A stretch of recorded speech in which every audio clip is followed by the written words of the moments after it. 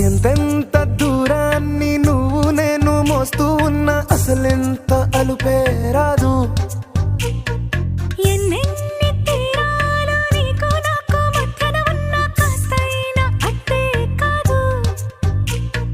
నీతో ఉంటే తెలియదు సమయం, నువ్వు లేకుంటే ఎంత న్యాయం. గడియారంలో సెకనుల ముల్లే కంటకి కదిలింది.